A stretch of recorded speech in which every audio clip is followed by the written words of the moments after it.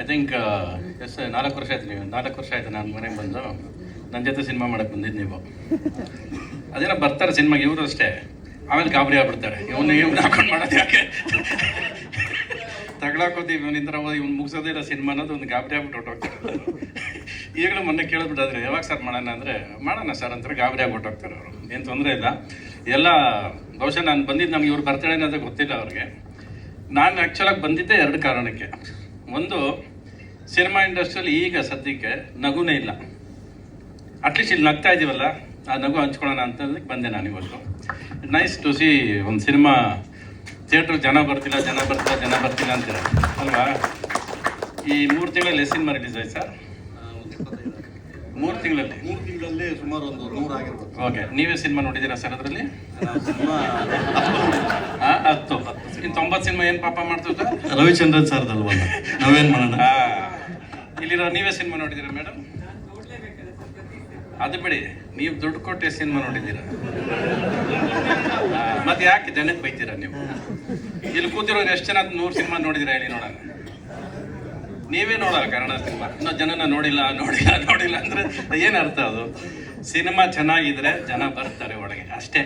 ಅದಕ್ಕಿರೋದು ಅದಕ್ಕೆ ನಾನು ಈ ಮೌಕ ಬೇಕು, ಅವ್ರು ಬೇಕು ಅವೆಲ್ಲ ಏನು ಇಲ್ಲ. ಚೆನ್ನಾಗಿದ್ರೆ ನುಗ್ತಾರೆ ಅನ್ನೋದಕ್ಕೆ ಪ್ರೇಮ್ ಲೋಕನೇ ಒಂದು ಸಾಕ್ಷಿ ನಮಗೆ. 100 ಡೇಸ್ ಸಿನಿಮಾ ತಳ್ಕೊಂಡು ಮತ್ತೆ 100th ಡೇ ಅದು ಸೂಪರ್ ಹಿಟ್ ಆಗಿತ್ತು ಸಿನಿಮಾ. ಅದು ಸೊ ಆ ಥರ ಆಗುತ್ತೆ ಸಿನಿಮಾಗಳು ಚೆನ್ನಾಗಿದ್ದಾಗ.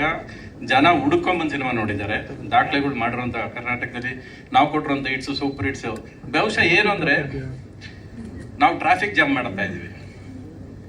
ನಮ್ಮದೇ 10 ಸಿನಿಮಾ ವಾರಕ್ಕೆ ರಿಲೀಸ್ ಆದರೆ, ಇಲ್ಲಿ 40 ಸಿನಿಮಾ ಒಂದು ವಾರದಲ್ಲಿ ರಿಲೀಸ್ ಆದರೆ ಟ್ರಾಫಿಕ್ ಜಾಮ್ ಆಗೋಯ್ತು. ಆ 40 ಸಿನಿಮಾದಲ್ಲಿ ಜನನ ಆರಿಸ್ಕೋ ಸಿನಿಮಾ ಅಂದರೆ ಏನು ಆರಿಸ್ಕೋತಾರೆ? ಬೇರೆ ಭಾಷೆ ಓಡುತ್ತೆ. ಹೌದು, ಬೇರೆ ಭಾಷೆಯಲ್ಲಿ ಸೆಲೆಕ್ಟೆಡ್ ಹಿಟ್ಸ್ ಮಾತ್ರ ಬರ್ತವೆ. ಇಲ್ಲಿ ಸೆಲೆಕ್ಟೆಡ್ ಫಿಲ್ಮ್ಸ್ ಮಾತ್ರ ಬರ್ತವೆ, ಎಲ್ಲ ಸಿನಿಮಾ ಬರಲ್ಲ ಇಲ್ಲಿ. ಅಲ್ಲಿಂದ ನಾನು ಬಂದರೆ ಮತ್ತೆ ಅದು ಜಾಮ್ ಆಗ್ಬಿಡ್ತವೆ. ಬರೋದು ಯಾವುದೋ ಹುಡ್ಕೊಂಡು ಒಂದು 4 ಸಿನಿಮಾ ಬರುತ್ತೆ, ಅದರಿಂದ ಅದು ಓಡ್ತಾ ಇದೆ ಅಂತ ಕಣ್ಣು ಕಾಣಿಸೋಕ್ಕೆ ಸ್ಟಾರ್ಟ್ ಆಯಿತು. ಇಲ್ಲಿ ಟ್ರಾಫಿಕ್ ಜಾಮ್ ಜಾಸ್ತಿ ಆಯಿತು.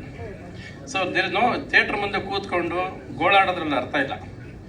ಜನ ಯಾವತ್ತು ಗೋಳಾಡಿದ್ರೆ ಸಿನಿಮಾ ನೋಡಲ್ಲ. ಸಿನಿಮಾ ಚೆನ್ನಾಗಿದ್ದರೆ ಅವನು ಕೊಡೋ ಗೆಲುವು ಇದೆಯಲ್ಲ, ನಾವು 40 ವರ್ಷ ಅದರಿಂದನೇ ಉಳ್ಕೊಂಡಿರೋದು. ಇವತ್ತವರೆಗೂ we are staying there because ಅವತ್ತು ಅವ್ರು ಕೊಟ್ಟಿದ್ದು ಗೆಲುವು ಇವತ್ತವರೆಗೂ ಹಾಡು ಕೇಳ್ತಾ ಇದ್ದಾರೆ. ಇವತ್ತಿಗೂ ಆ ಹಾಡನ್ನ ಕರೆಯುತ್ತೆ ಅಂದರೆ ಅದೇ ಕಾರಣ ಅಲ್ವಾ? ಸೊ ಏನ್ಯಾವ ಇಲ್ಲಿ ಏನು ಸರ್ ನಿಮ್ಮ ಫ್ಯೂಚರ್ ಹೆಸರು? ಭುವನಂ ಗಗನಂ. ಓಕೆ, ಐ ಥಿಂಕ್ ನೀವು 3 ಕರೆದಿರಿ, ನಾನು ಬಂದಿಲ್ಲ. ಸುದೀಪ್ ಅಂತ ಅನ್ಸುತ್ತೆ ಅವತ್ತು. ಓಕೆ, ಒಟ್ಟಿನಲ್ಲಿ ಯಾರೋ ಒಬ್ರು.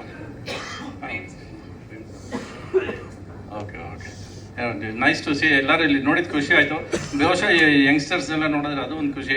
ನಿಮ್ಮನ್ನ ಎಲ್ಲರೂ ನಿಮ್ಮ 2 ಹೀರೋಗಳು ಎತ್ತಳ್ರಿ, ನೀವಿಬ್ಬರು ಬನ್ರಿ ಬರೇ. ಪೃಥ್ವಿ, ನಿನ್ನ ಅದ್ಯಾವುದಪ್ಪ ನಿಂದೊಂದು ಸಿನಿಮಾ TV ಒಂದು ದರ್ಶನ ಇವನ್ ಜೊತೆ ಮಾಡಿದ್ದಲ್ಲ, ಅದನ್ನು ನೋಡಿದ್ದೀನಿ. ಇವೊಂದು ದಿಯಾ ನೋಡಿದ್ದೀನಿ ನಾನು. ಓಕೆ, OTT ಎಲ್ಲ ನೋಡೋದು ನಾನು,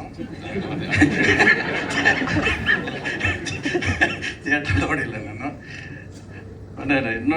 ಯು ಆರ್ ರೆಕಗ್ನೈಸ್ಡ್ ಅಲ್ಲ, that is more important. Characters are recognised. ಒಂದು ಸಿನಿಮಾ ಇವತ್ತು ಇವನ್ನ ನೆನಪಿಸ್ಕೊತೀನಿ, ಬೇರೆ ಸಿನಿಮಾ ನೆನಪಾಗಲ್ಲ ನನಗೆ. ಒಂದು ದಿಯಾ ನೆನಪಾಗುತ್ತೆ. I can recognise him. ಇವನ್ನ ಕೂಡ ರತನ್ ಪ್ರಪಂಚ ಬಿಟ್ಟರೆ ಇನ್ನೊಂದು ಬ್ಯಾಂಗಲ್ ಸ್ಟೋರ್ಸ್ ಯಾವುದೋ ಒಂದು ಮಾಡಿ ನೆನಪಿದೆ ನನಗೆ. I can remember.